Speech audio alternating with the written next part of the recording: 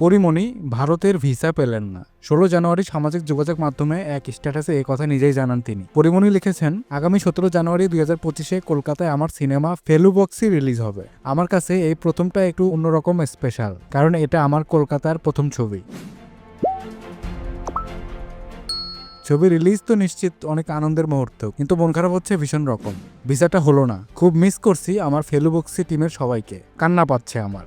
আপনি দেখছেন live news, যেখানে আপনি পাচ্ছেন সর্বশেষ ও গুরুত্বপূর্ণ খবর সরাসরি। আমাদের সাথে থাকুন, আপডেট থাকুন এবং তথ্যের সাথে এগিয়ে চলুন।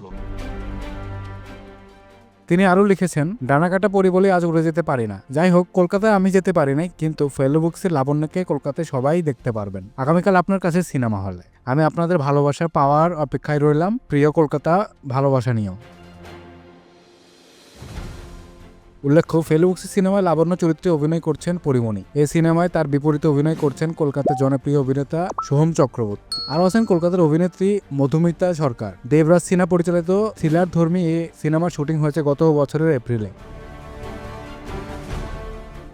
এদিকে বাংলাদেশে জুলাই মাসের পর থেকে ভারতের সঙ্গে কূটনৈতিক সম্পর্কের বদল ঘটেছে।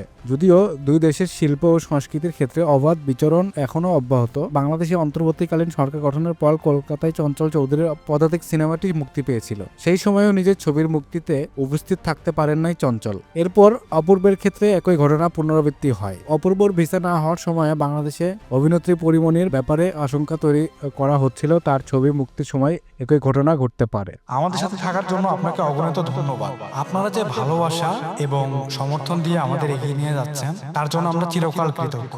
লাইভ নিউজে এক্সক্লুসিভ নিউজ পেতে চোখ রাখুন।